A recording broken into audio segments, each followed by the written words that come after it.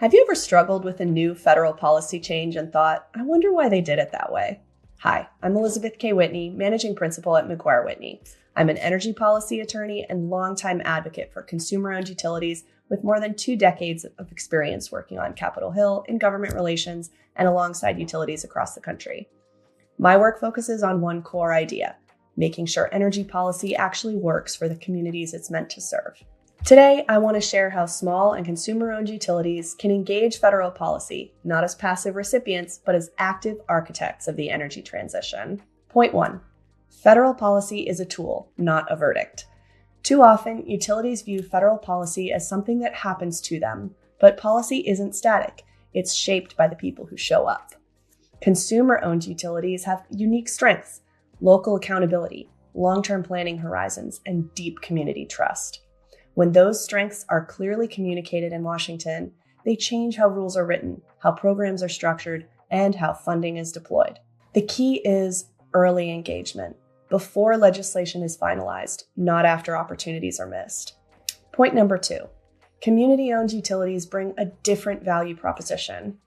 Investor-owned models often dominate the federal conversation, but they're not the only model, and they're not always the best fit. Community-owned utilities prioritize affordability, resilience, and local choice. That perspective matters when agencies are making decisions about grid modernization, transmission planning, or energy incentives.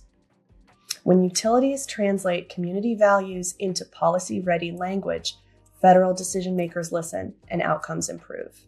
Point number 3, strategy beats compliance every time. The most successful utilities don't just comply with federal policy, they strategize around it.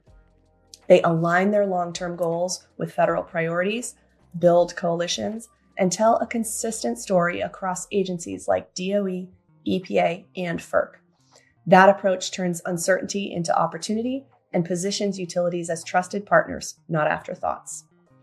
Policy fluency plus strategic advocacy is what unlocks real results. At the end of the day, energy policy is strongest when it reflects the realities of the communities powering our grid.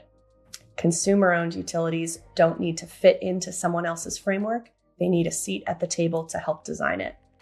If we lead with clarity, collaboration, and community values, we can build an energy future that's not only cheaper, but smarter, fairer, and more resilient.